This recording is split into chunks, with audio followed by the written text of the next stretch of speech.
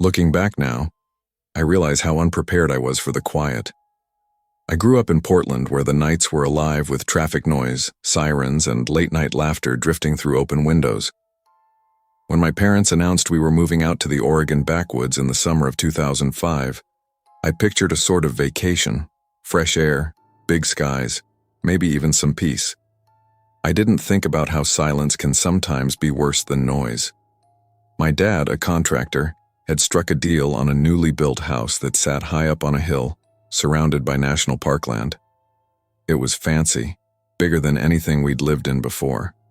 There was a home gym, a pool table, even a theater with a screen that made our old living room TV look like a toy.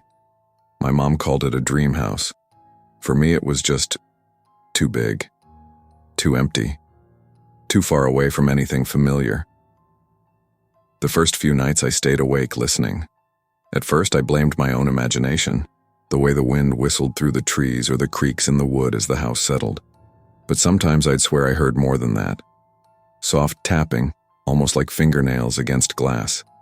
I'd get up, peek out the wide windows that opened into the forest, and of course there'd be nothing there. Just shadows moving across the trees. I didn't tell my parents how much it unsettled me. My dad would have called it nerves.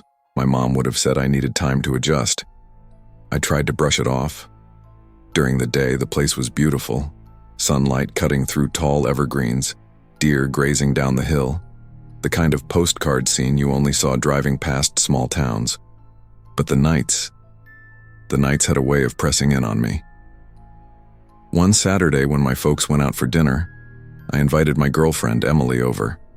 We grabbed a couple of beers from the fridge in the basement and settled into the theater room. She laughed at the movie, her voice echoing in the dark space. And for a little while I forgot about the tapping and the uneasy silence. But halfway through, that feeling crept back. The hair on my neck prickled. My eyes kept shifting to the glass wall at the back of the room. And that's when I thought I saw him for the first time, just a face in the dark, pale and watching. I blinked hard, rubbed my eyes, and looked again. Nothing. Just the reflection of the theater lights bouncing back at me. Emily nudged me and laughed. "Lucas, you okay? You look like you've seen a ghost."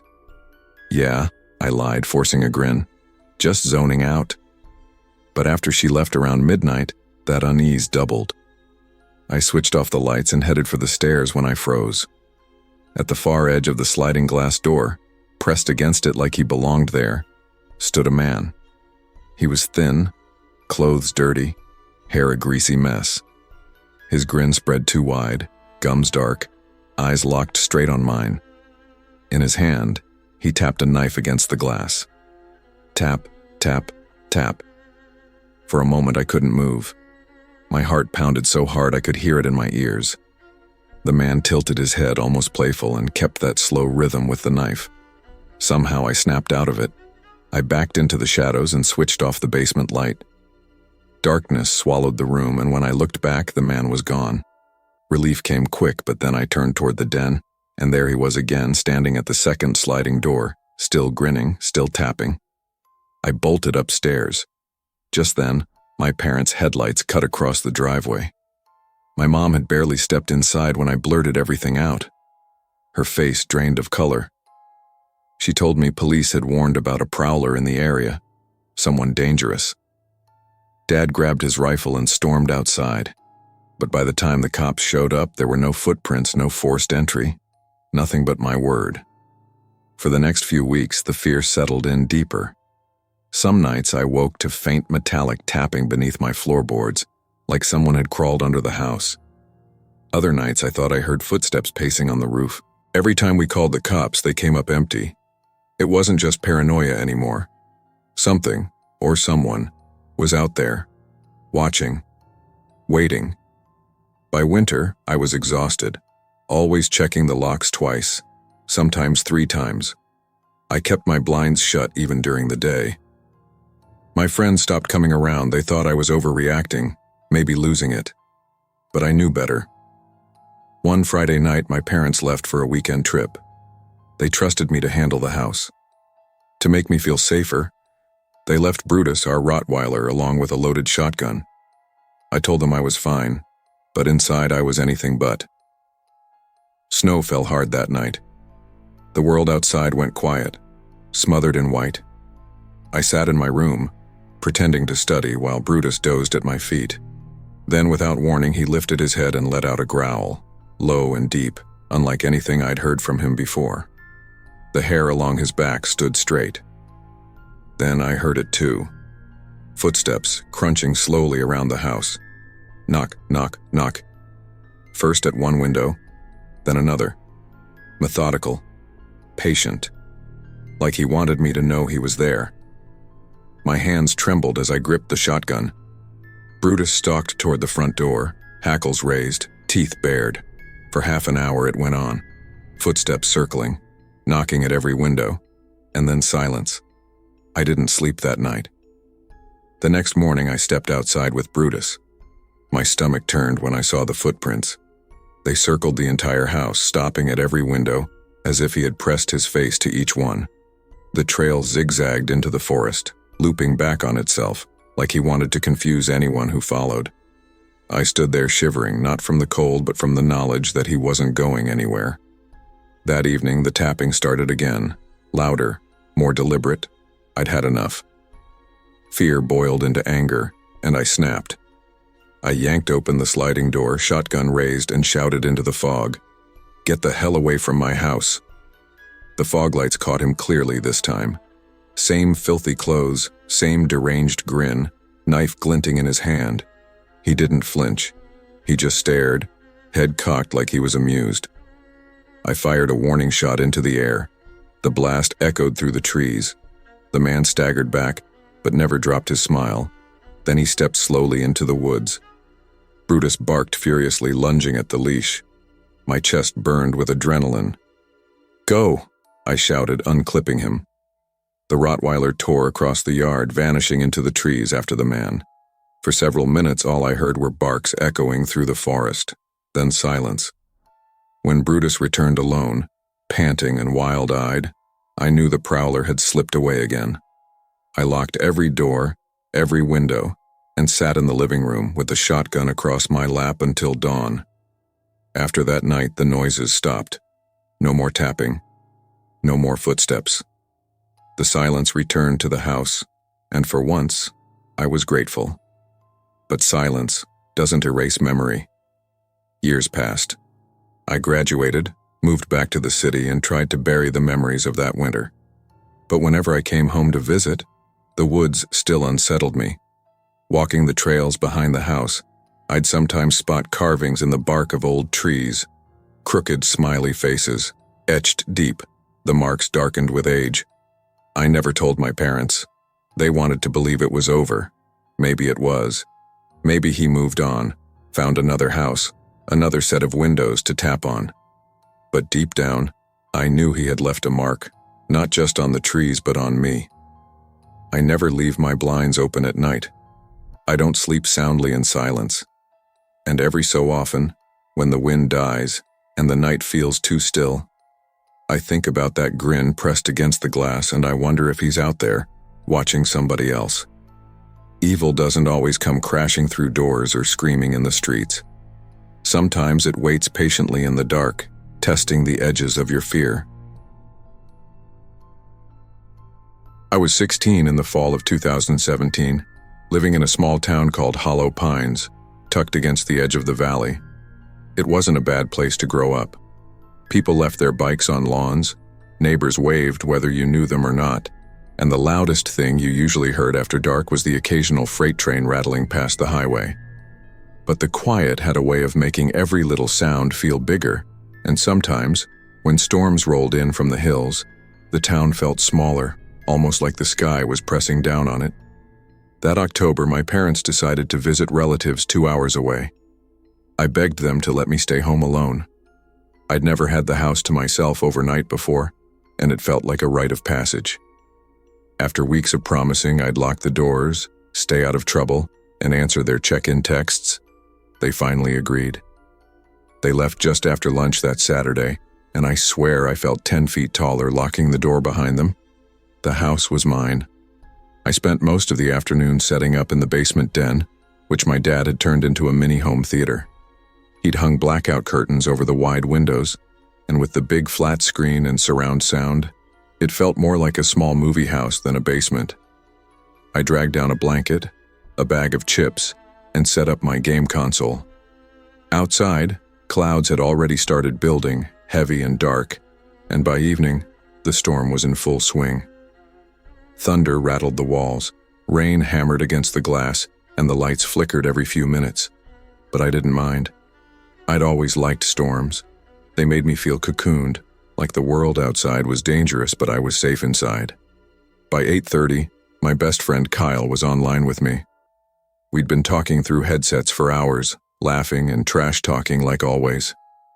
"Man, you've got the whole house, that's wild," Kyle said between gulps of soda. "Bet you'll freak yourself out before midnight." "No way," I shot back, gripping the controller tighter. "I'm good. This is like the ultimate sleepover with myself." He chuckled.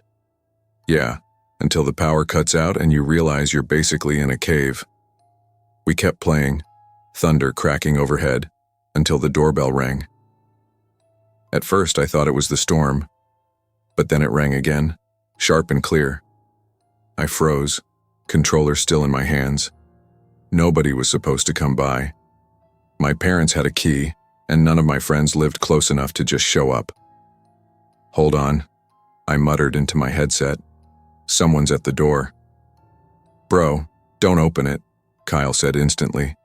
"It's literally a horror movie setup." But curiosity tugged harder than fear. I muted my headset and crept upstairs, each step creaking under my weight.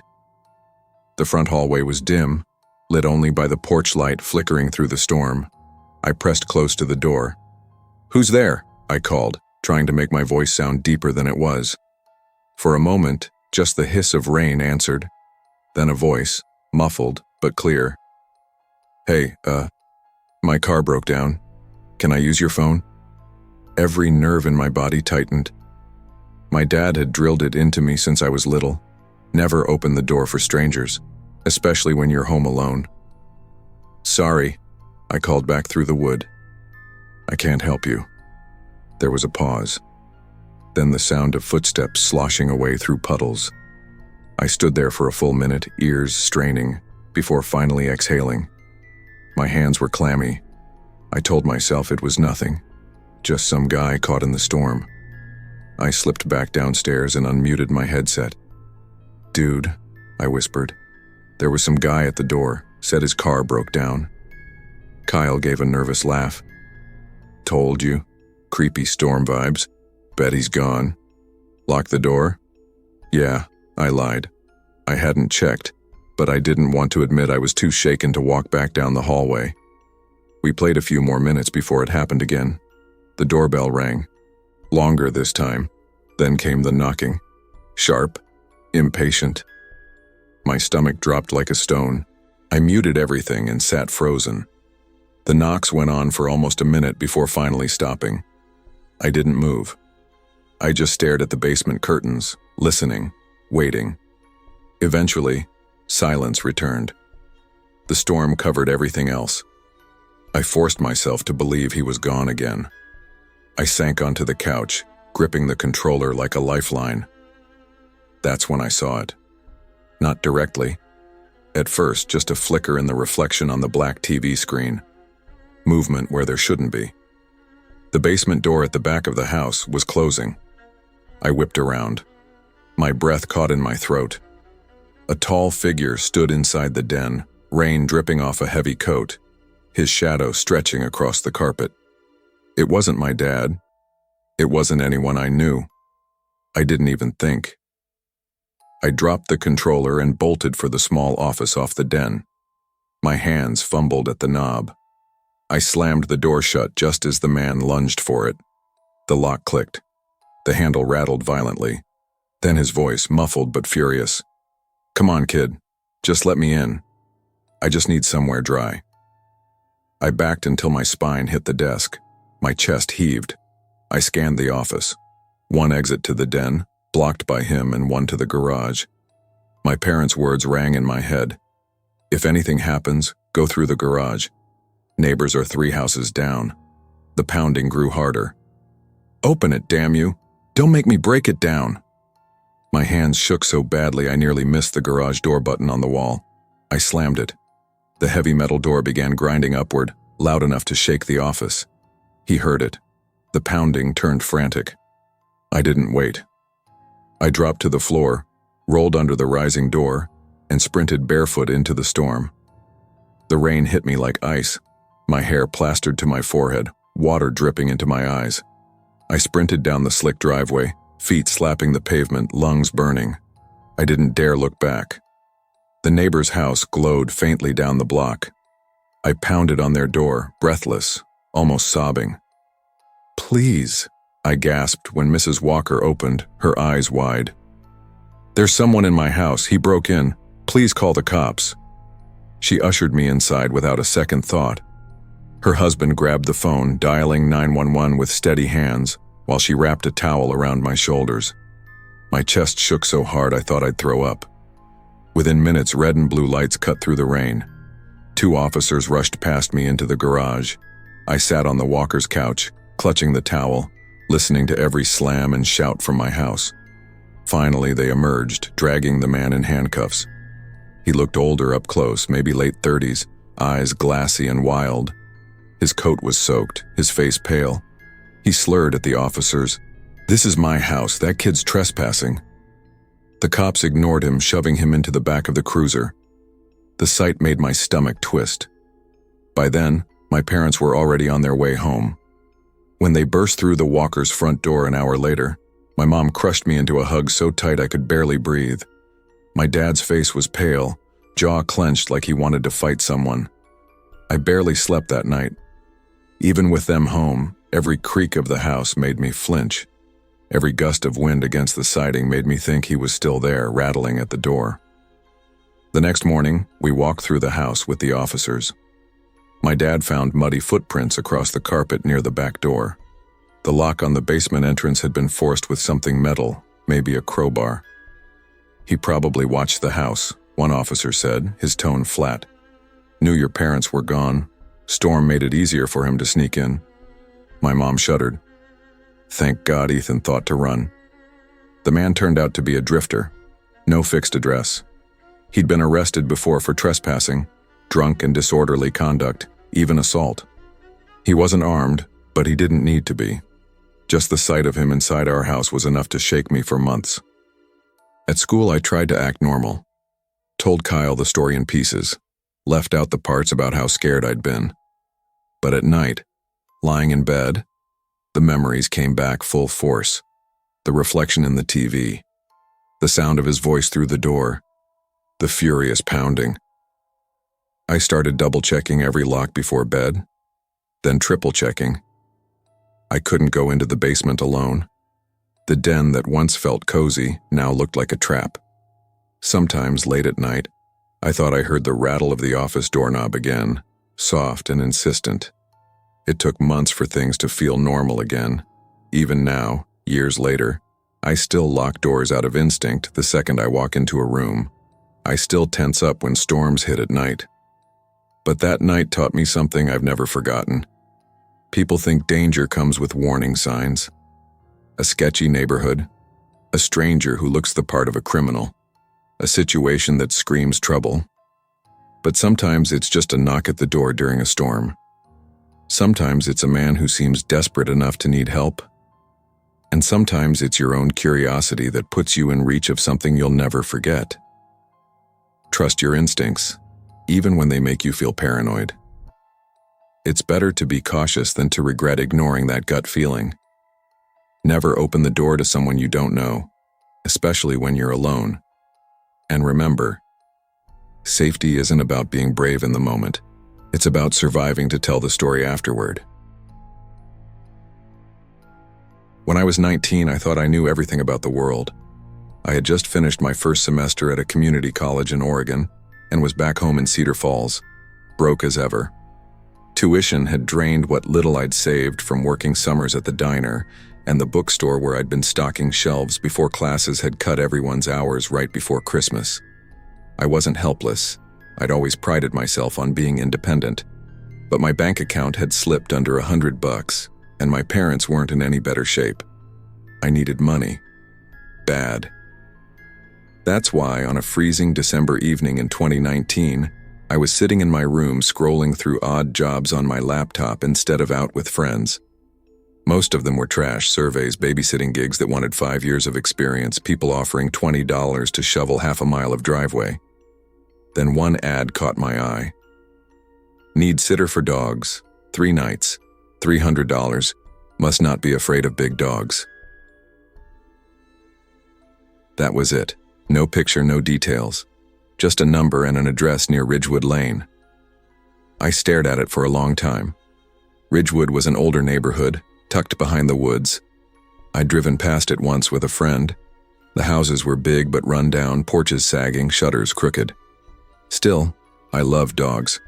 I'd grown up with a lab mix named Jasper who'd lived until I was in high school, and I'd always had more patience for animals than people. If this meant feeding a couple of mutts and staying overnight, $300 was a steal. I texted the number. The reply came fast but short. Come tonight, 8 p.m., key under mat, dogs inside. No name, no info about the dogs, not even how many. That should have been a red flag. But when you're 19 and broke, you tell yourself not to overthink. I texted my mom that I had a quick job and would be home late. She asked what it was, and I just said dog sitting. I didn't mention the neighborhood or the fact I hadn't met the owner. Some part of me knew she'd tell me not to go. By 7:30, I'd pulled on my heavy coat, grabbed a flashlight, and climbed into my old Honda Civic. The heater barely worked, but I drove with my hands shoved against the vents anyway, watching my breath fog in the air. The closer I got to Ridgewood, the darker it seemed. No Christmas lights, no cars, not even porch lamps. Just rows of houses set back behind narrow driveways and trees that leaned like they were trying to swallow the road. By the time I turned into the right driveway, my stomach felt knotted. The house sagged against the cold, shutters loose, a weathered sign nailed to the gate. Beware of dogs. I told myself it was just part of the job. Dogs bark, dogs smell, dogs scare people. It didn't mean anything. But the sour odor that drifted on the air like something spoiled, something left to rot, was harder to ignore. I parked at the curb and sat there for a full minute, my hand frozen on the key in the ignition. The ad had sounded simple, but sitting in front of that dark house with frost on the windows, I felt something I hadn't expected. Fear. Don't be a kid, I muttered out loud, like saying it would make me believe it. The porch groaned under my weight as I climbed the steps. I found the key under the mat exactly where the message said it would be. That was detail enough to reassure me, but my nerves still spiked when I heard a man's voice call faintly from inside. Yeah, come in. Don't mind the dogs, they bark. Right on cue, barking erupted from somewhere deeper in the house. Low, guttural, loud enough to shake the windows. My pulse thudded in my ears. I gripped the key tighter, but my legs moved on their own, carrying me into the dim entryway. The air inside was worse than outside. Stale, sour, like meat left out too long. I gagged, pulling my scarf tighter around my nose. Hello? I called. I'm Clara. I'm here for the dogs. The barking cut off abruptly. Silence swallowed the house. Then heavy panting began, slow and uneven, coming from the back hallway. Where are they? I whispered to myself, glancing toward the sound. Something moved in the shadows. At first, my brain told me it was a dog, big, crouched, crawling toward me. But when the figure stepped into the light, my stomach turned. It wasn't a dog. It was a man.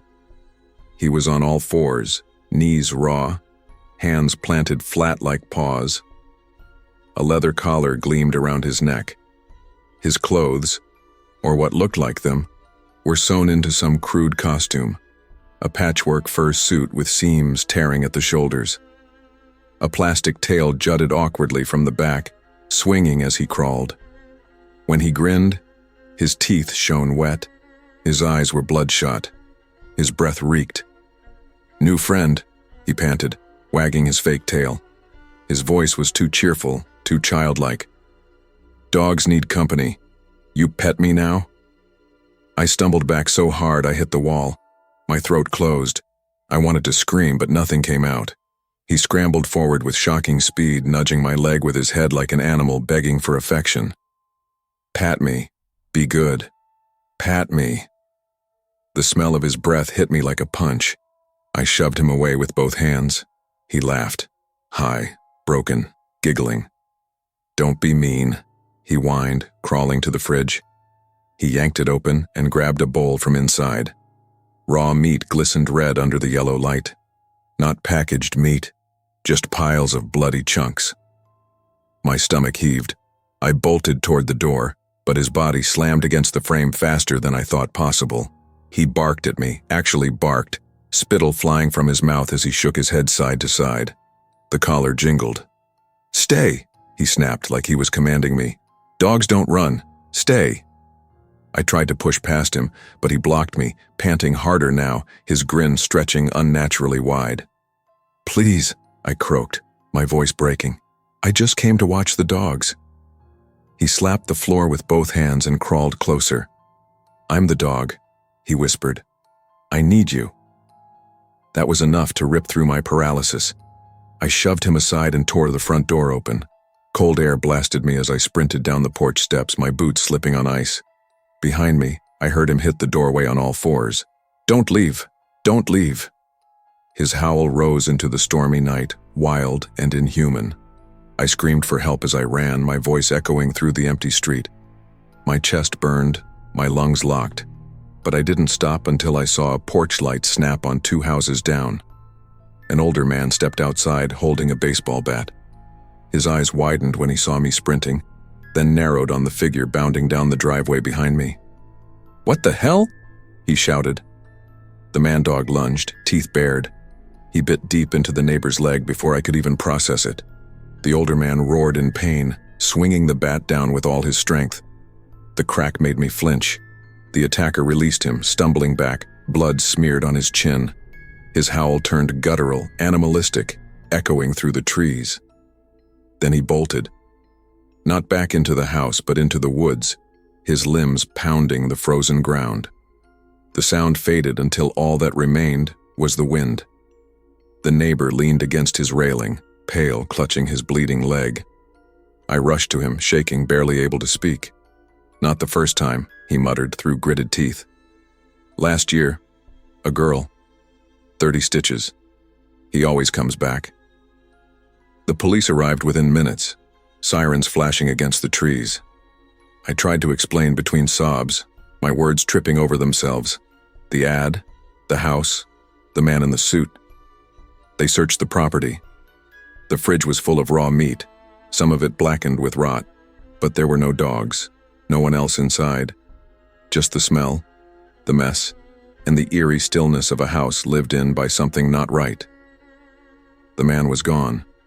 One officer asked me if I knew him, if I'd seen him before. I swore I hadn't. They looked skeptical, as if I'd left something out, but I hadn't. The neighbor was taken to the hospital. His wife stood on the porch, pale as chalk, clutching a blanket around her shoulders. She told me she'd warned her husband months ago to board up the house. That strange noises came from it at night. That sometimes, barking. But no one had listened. By the time my parents arrived at the station, I was numb.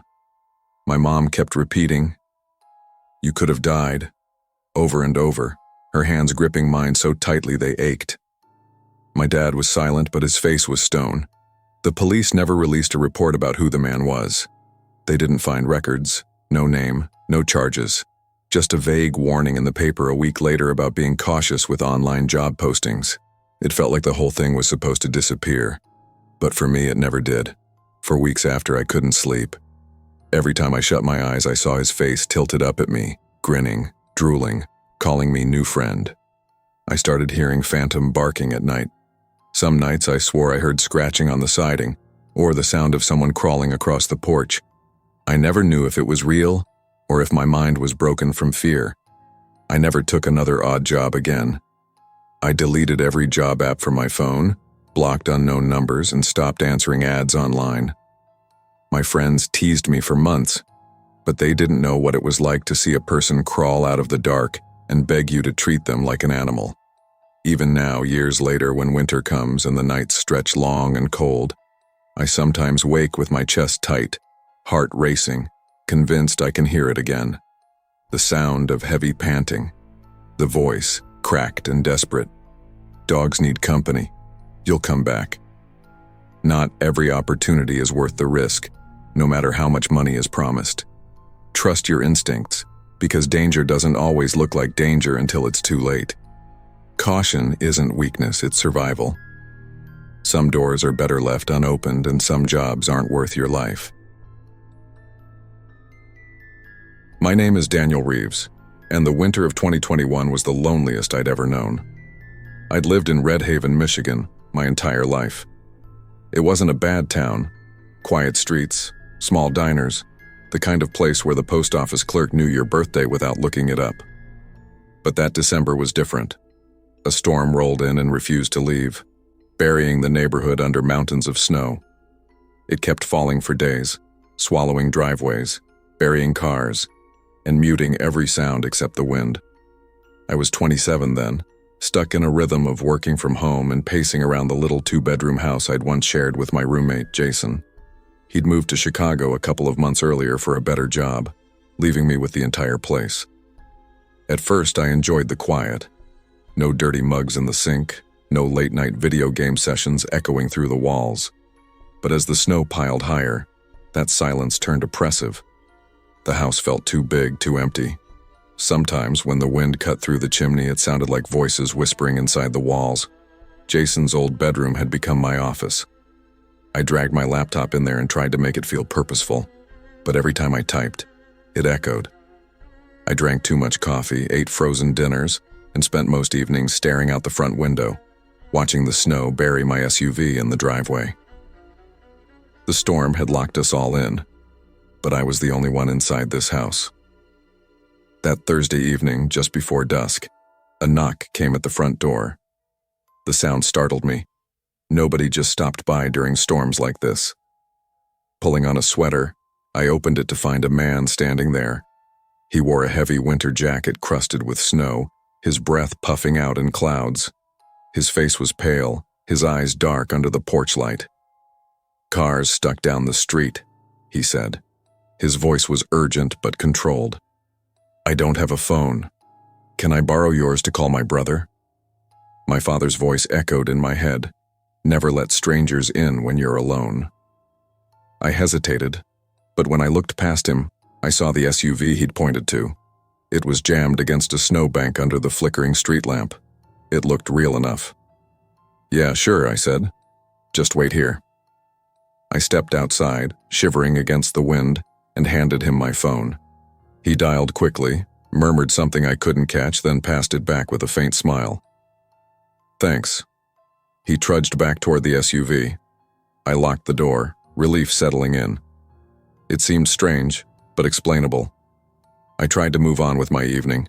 Dinner was leftovers, a microwaved tray of chicken and rice that steamed up the kitchen window.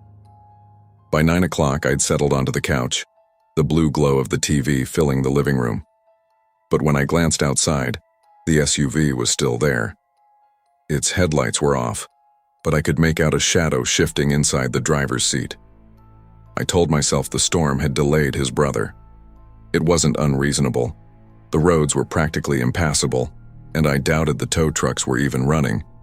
Still, something about the way he sat there unsettled me. Why not wait inside the car with the heat on? Why not knock again if things got worse? By 9:30, I decided to shower and put the unease behind me. The pipes groaned as hot water rushed through them. Steam filled the small bathroom, fogging the mirror. I leaned into the spray, trying to wash off the day's tension. That's when it started, the banging. A thunderous pounding shook the front door. It rattled the frame, pictures trembled on the walls, and my heart leapt into my throat. Soap streamed down my face as I froze in the tub. The pounding grew louder, heavier, as if someone was trying to break it down. I shut the water off and scrambled out, drying myself so fast I nearly slipped. Pulling on clothes, I crept to the top of the stairs, every nerve in my body screaming. The pounding stopped. Silence filled the house, heavy and unnatural. I inched toward the side window near the entryway. When I dared to peek, nobody was there. The SUV sat in the same place, but now its windshield had frosted over. The driver's seat looked empty. The quiet was worse than the knocking. It pressed in from every side. I paced the hallway, wondering if I should call the police. But what could I tell them? That a man who borrowed my phone was now playing games with me? I double-checked the locks, dragged a chair under the doorknob, and sat awake on the couch until my eyes burned.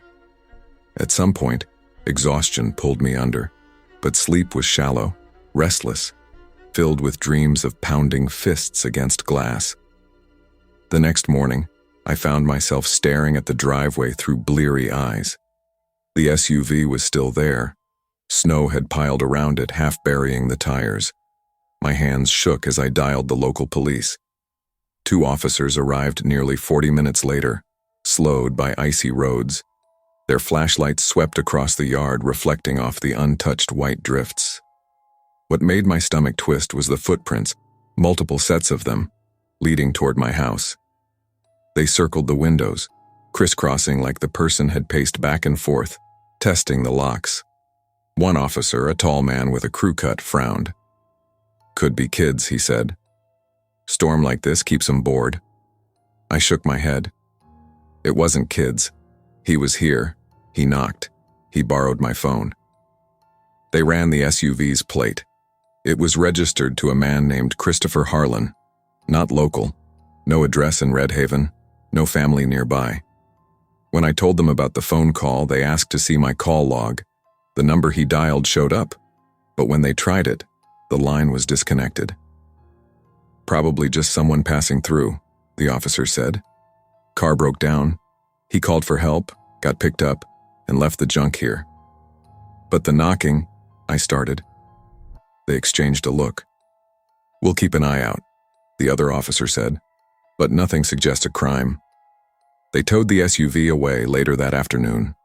From the outside, it looked abandoned, but I saw what they pulled from the back seat: blankets, food wrappers, and a rusted crowbar. One of the officers shoved the trunk closed before I could see more. That night, I locked every door, every window, and sat on the couch with a baseball bat across my lap. I couldn't shake the feeling he wasn't gone. Not really. The storm dragged on. Days blurred together, each one colder, quieter. I worked half-heartedly, barely able to focus on my laptop.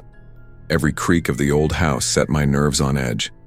At night, the silence pressed in until I swore I could hear breathing outside the windows. I tried to tell myself it was over. The SUV was gone. The police had brushed it off. But when I closed my eyes, I saw his face. The way his smile hadn't reached his eyes. The way he looked past me into the house like he was already imagining stepping inside. One evening around midnight, I jolted awake to a sound. A faint tapping against the back window. Not loud, not desperate, just soft, deliberate. I sat frozen in bed, holding my breath. After a long minute, it stopped. I didn't move until morning. The next day, I noticed something odd in the snow outside. Footprints again. Faint, almost erased by wind, but leading from the tree line toward the back of the house. They didn't circle this time. They just stopped beneath the window of Jason's old room, my new office. I called the police again, but they brushed it off. "Old tracks," they said. "Probably kids or hunters cutting through." But I knew. Deep down, I knew it was him. By Christmas, the storm finally broke. Red Haven dug itself out, neighbors waving shovels at each other with tired smiles. The town returned to life, but I didn't. I jumped at shadows, kept my curtains shut, and left lights on through the night. Weeks later, I heard from one of the officers who'd come that first night. He stopped by to follow up, maybe out of guilt. When I asked if they'd found the man, he shook his head. "Disappeared," he said. "Not in the system.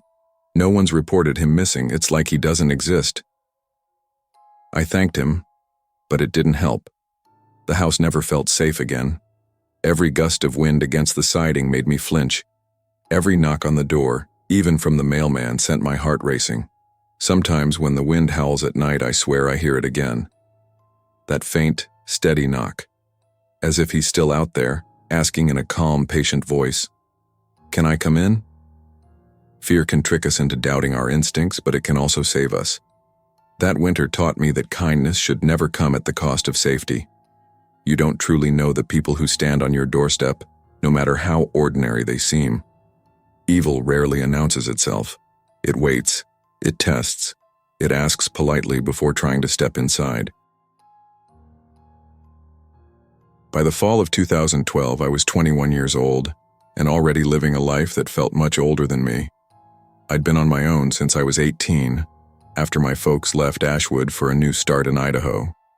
They offered to take me with them, but I wasn't ready to leave. I'd found a cheap little duplex on the edge of town, and I'd picked up steady work at the only diner open all night on the highway. It wasn't glamorous, but it was mine. Nights at the diner had a rhythm to them. Truckers came in for coffee and pie. Locals drifted through after late shifts, and sometimes drunks from the tavern down the road wandered in for greasy eggs before stumbling home. The neon sign buzzed outside like a heartbeat. The coffee pot hissed and steamed, and the jukebox always seemed to get stuck on the same old country songs. I didn't mind it. I liked the regulars, the familiar clatter of silverware against plates. Routine made me feel safe. Safe, that is, until the night he walked in. He was tall, thin to the point of wiry, and wore a gray hoodie with stains running down the sleeves. He ordered black coffee, nothing else. Didn't eat, didn't smile. He just sat in the corner booth, mumbling under his breath, staring at the table, but every so often I'd catch him glancing at me. Not like a shy man with a crush. No, this was different. His stare felt sharp, like he was memorizing me detail by detail. I tried to shrug it off. People came through the diner at all hours. Lonely, tired, broken people. Maybe he was just another drifter with nowhere to go. But I noticed he came back. Night after night. Same booth. Same coffee. Same stare. The first time I really got scared was after closing. I locked up, turned to leave, and there he was, standing outside the glass door. Just standing, watching. He didn't wave or speak, just stared as if the pane of glass between us didn't exist. My heart kicked up hard. I looked down, fumbled my keys, and hurried home without a word. I told myself he was harmless, that he'd get bored and move on. But the next morning, when I found a note slipped under my front door, my blood ran cold. It said, "You looked pretty in blue last night." But my uniform wasn't blue. The only blue I'd been wearing was my underwear, hidden under my clothes. That was the night I started sleeping with a knife under my pillow. The notes didn't stop. At first I thought maybe it was a prank. Ashwood wasn't big, and word traveled fast. Maybe somebody thought it was funny to spook the girl who worked nights. But the handwriting was strange. Crooked, childlike, with odd loops and smudges. And each message was personal, too personal. "I like your hair down. Don't leave your curtains open. I can hear you breathing." I kept them all in a shoebox under my bed, figuring I'd have evidence if I ever needed it. That shoebox became both a comfort and a curse. Proof that I wasn't imagining things, but also proof that someone was always watching. I began to notice him everywhere, not just at the diner. I'd be walking home after my shift, the cold biting at my face, and I'd hear footsteps behind me. I'd glance back and he'd be there, a shadow lingering under a street lamp. When headlights from a passing truck washed over the road, he'd vanish into the dark. At the grocery store, I'd see a gray hoodie turn the corner, then disappear down another aisle before I could catch up. It got worse at home. Trash cans overturned outside, my mailbox stuffed with shredded newspaper. One morning I stepped onto my porch and nearly screamed. A dead bird lay there, its neck twisted, feathers plucked, its tiny body arranged neatly beside another note. "I'm closer than you think." That broke something in me. I stopped sleeping. Every night I left the lights on in every room, knife clutched in my hand as I lay in bed staring at the shadows on my ceiling. My nerves frayed to the point where every creak, every rustle outside made my chest seize up. I knew I couldn't carry it alone anymore. That's when I went to Walter. Walter lived across the street. He was in his 60s, a retired mechanic, the kind of man who always waved when you walked by. He'd helped me a dozen times, jump-started my car, fixed a leaky faucet, even brought me soup once when I had the flu. He reminded me of my granddad. Safe, steady, someone you could count on. When I showed him the notes, his face hardened. "You don't worry, Megan. You call me anytime, day or night, I'll keep an eye out." That promise was the first bit of comfort I'd felt in weeks. But the notes didn't stop. They only got darker. "I'll cut your pretty throat. No one can save you. I'm coming soon." I carried those words like weights in my chest, waiting for the night they'd come true. Late November in Montana is bone-deep cold. The air slices through you, the sky feels heavy, and even the stars look like they're shivering. That's the night I hit my breaking point. It was close to midnight when I heard footsteps outside. At first I told myself it was nothing, just the wind knocking something loose. But then I saw the shadow. A figure striding down the street toward my driveway, shoulders hunched under the street lamp glow. I froze. My throat went dry. This was it. I called 911, whispering into the phone. "Someone's breaking in," I said. My voice barely worked. The dispatcher told me to stay on the line, stay calm. Officers were on their way. I hung up anyway. My hands were shaking too bad. Next, I dialed Walter. No answer. Panic surged. My chest burned like I couldn't breathe. I stumbled into my bedroom and pulled my father's old .38 revolver from the nightstand. He'd left it to me when he moved away, saying every woman living alone should have something for protection. I'd never fired it before, but my fingers found the weight of it, cold and certain. I crouched at the top of the stairs, gun pointed at the front door. My heart was slamming so hard I thought it might knock me over. Then the door splintered. Wood cracked loud like a gunshot. Heavy boots crossed the threshold. A flashlight beam swept the walls, steady and sure. I didn't think. I just reacted. I squeezed the trigger. Once, twice, 3 times. The gun bucked in my hands, the sound deafening in the small house. The figure grunted, stumbled, and fell. The flashlight clattered to the floor, spinning across the wood. When it stopped, I saw his face. It wasn't the stalker. It was Walter. I dropped the gun. My scream tore out of me before I even realized it. I scrambled down the stairs, slipping in, the blood spreading across my floor. Walter lay there gasping, his hand twitching, reaching for me. His lips moved, but no sound came out. I pressed my hands against the wounds, sobbing, begging him to hold on. "Please, no, God, no," I whispered, but I could feel the warmth draining under my palms. His eyes rolled back, his chest shuddered, and then he was still. When the police arrived minutes later, they found me kneeling in blood, rocking back and forth, repeating the same words. It was him. It was the stalker. I thought it was him. I shoved the shoebox of notes at them, begging them to look, to understand. At first, they took me seriously. 2 detectives thumbed through the papers, squinting at the crooked handwriting, but then their faces changed. "Miss Price," one of them said carefully, "these match your handwriting." I shook my head. No, I didn't write those. But they showed me, side by side, grocery lists I'd scribbled, the notes I'd saved. The loops, the smudges, the uneven strokes, the same. They found footprints outside the house. They matched my boots. The dead bird, its injuries matched a knife from my own kitchen set. Their verdict was simple. There had been no stalker. It was me. Loneliness, stress, paranoia. I'd invented him. And in the panic I'd built myself into, I killed the only man who had ever really tried to protect me. They took me away in handcuffs that night while Walter's body was wheeled past me. I remember his face covered by a white sheet. I remember thinking he didn't deserve to leave this world because of me. They declared me unstable, unfit to stand trial. Instead of prison, I was committed to a psychiatric ward in Helena. The walls there are white and too clean. The nurses smile, but it doesn't reach their eyes.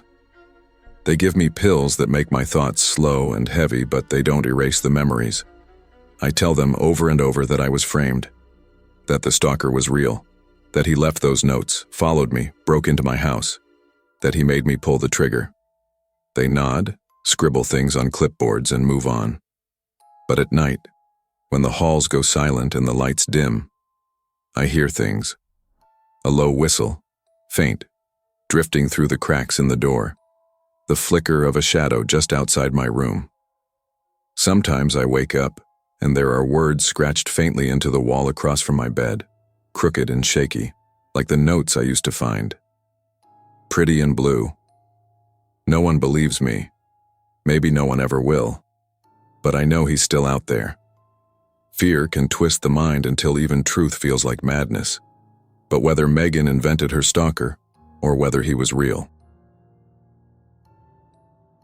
My name is Hannah Pierce, and sometimes I wish I could go back to being a little kid again. The kind of kid who isn't allowed anywhere alone, who has someone holding her hand every step of the way. Back then, I thought independence was the greatest prize. At 14, I begged my parents for more freedom, swearing I could handle myself. I grew up in Riversedge, Pennsylvania, a small town where people rarely locked their doors and everyone knew each other's names. My parents were cautious people, the kind who triple-checked the stove before bed, who walked me to school even after I was old enough to bike there myself. It was the autumn of 2008 when they finally gave in. I'd been begging to go out on my own just for something small, nothing dangerous. They settled on letting me walk to Maple Bean Cafe, a warm little shop tucked by the town square. It wasn't far, just a few blocks, and it was always busy with students, families, and churchgoers who knew my mom and dad. I remember that evening like it was a snapshot pressed into my mind. The air was crisp, golden leaves swirling around my sneakers as I walked down Main Street. The cafe glowed like a lantern against the falling dusk, its windows fogged from the heat inside. I could smell cinnamon and roasted coffee even before I opened the door. Inside, it was alive. College kids hammering away at laptops, a couple sharing dessert, toddlers nibbling on muffins while their parents sipped lattes. I felt proud just being there by myself. I walked to the counter, ordered hot cocoa and a slice of pound cake, and held the little receipt like it was proof of adulthood. That's when I noticed it.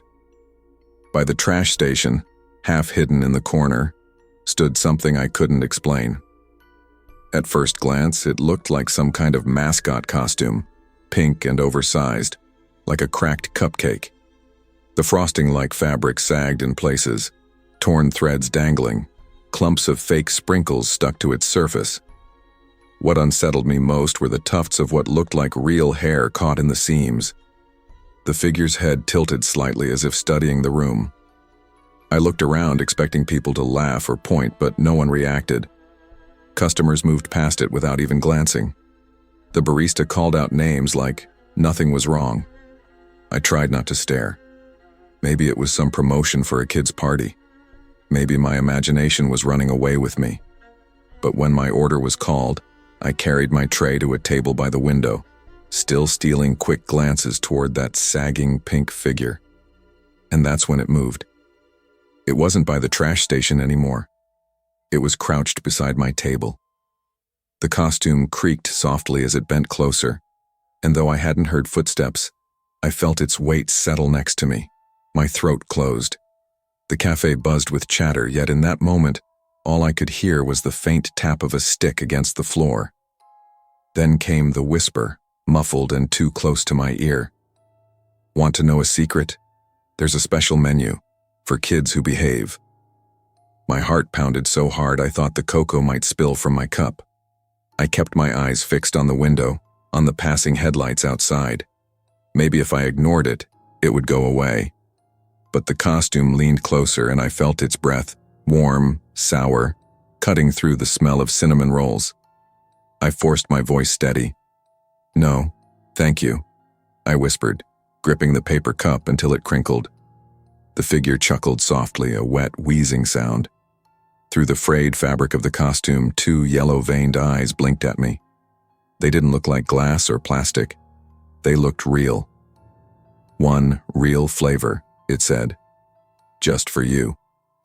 From inside the sagging pink shell, it pulled something shiny and wrapped in cellophane.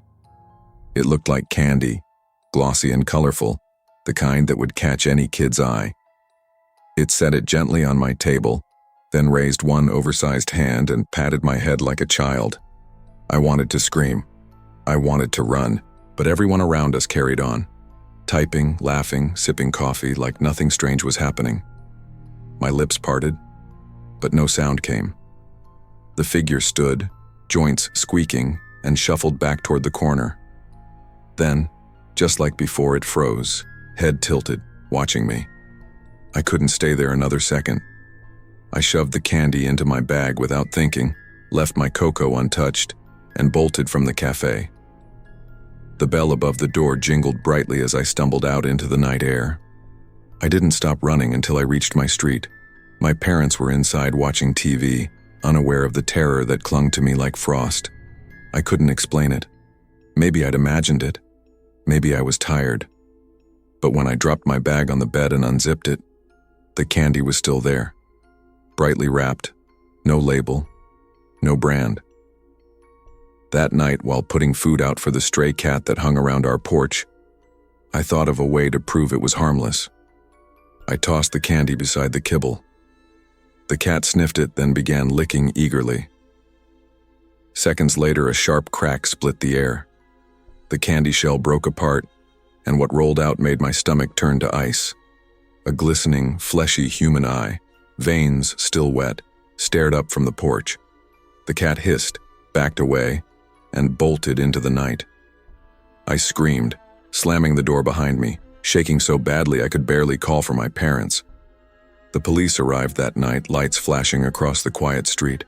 2 officers came inside, calm but tight-faced as they bagged the thing from the porch. I couldn't look at it again, not even once. My mother held me while my father argued with them, demanding answers. The officers wouldn't give any. "We'll send it to the lab," one said. His jaw was clenched so tight it looked painful.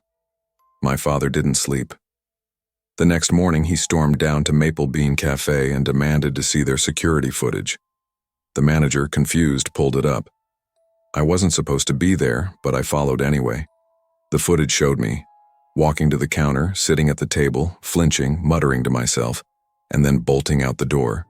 But there was no figure, no pink costume, no candy being placed on my table, just me, acting like I'd lost my mind. The manager tried to laugh it off. "Maybe you were nervous being out alone," he said. My father clenched his fists but said nothing. We left humiliated, and I knew he didn't fully believe me anymore. At school, I tried to push it out of my head, but I felt eyes on me everywhere I went. Every corner seemed darker. Every wrapper in a vending machine made my stomach twist. Then the news hit. A child had gone missing in a neighboring town. Then another. Parents were warned to keep kids close. Flyers appeared on poles, smiling faces of children who never came home. One article mentioned something the police had found at one of the scenes, a sticky wooden stick, the kind from a giant lollipop. Blood and strands of hair clung to it. My hands shook so badly I dropped the newspaper. Weeks passed, but the fear never left. I refused to step foot in the cafe again. My friends teased me for being dramatic, saying I'd freaked out over a mascot. I didn't argue. How could I? At night I dreamed of it. The sagging costume, the yellow-veined eyes, the stick tapping against the floor. I'd wake up drenched in sweat, staring into the shadows of my bedroom. One evening, walking home from school, I caught sight of my reflection in a shop window. For a split second, I wasn't alone. In the reflection, just behind me, stood a figure in pink, tilted head, stick tapping the ground. I spun around. Nothing was there, just empty sidewalk, leaves blowing in the cold wind. I didn't tell my parents this time. They already thought I'd imagined it. The missing children kept making headlines. Each time I felt that sick knot tighten in my stomach. No one else saw what I saw, no one else believed, but I knew. Whatever I'd met in that cafe wasn't gone. It's been years since that night. I'm older now, but the memory hasn't softened. If anything, it's sharper, like a wound that never healed right. I still live in Riversedge, though I avoid the cafe. It's still open, still bright and busy, families laughing inside like nothing dark ever touched it. Sometimes I pass by and I wonder if it's waiting, crouched in the corner, watching. I can't buy candy anymore. Even walking down the aisle at the grocery store makes my stomach churn. The bright wrappers remind me of that night, of the cellophane crinkling on my table. And every now and then, when I least expect it, I hear it again. A faint tap, tap, tap, like a stick on the floor, sometimes in the quiet of my kitchen, sometimes in the reflection of glass at night. Always there, always waiting. I never ate the candy. But sometimes I wonder if that mattered. The things that hide in plain sight are often the most dangerous. Evil doesn't always come with snarls or shadows. It can smile, offer gifts, and whisper promises in a crowded room where no one else seems to notice. Trust your instincts, even when others dismiss you. Sometimes the smallest choice, like saying no and walking away, can mean the difference between survival and being swallowed whole. My name is Noah Clark, and I've spent most of my life trying to forget the things I saw as a kid. I was 12 years old in the fall of 2001, a student at St. Alden's Academy, a strict private school just outside Charleston. The place was old, older than most of the neighborhoods around it. Red brick buildings stretched across the grounds, stitched together with open-air walkways and third-floor terraces where the wind always whistled. The school had a reputation. Parents wanted their kids there because it was prestigious, but kids whispered about the darker corners. At the far end of the grounds stood a gray residence building. Its windows were boarded up, plaster peeling, the roof slouching under rust and rot. Teachers never talked about it. Students did. The stories passed around like folklore. Some said it had housed nuns who worked at the school decades earlier. One supposedly died there, hanged herself in the stairwell. Others swore her ghost still walked the halls draped in white, faceless. I never cared much for ghost stories. At least, not until the Monday I stayed late for cleaning duty. Mondays always dragged on. Classes ran long and we were assigned chores afterward. Most kids used the time to joke around and stall before going home. For me, those evenings felt different.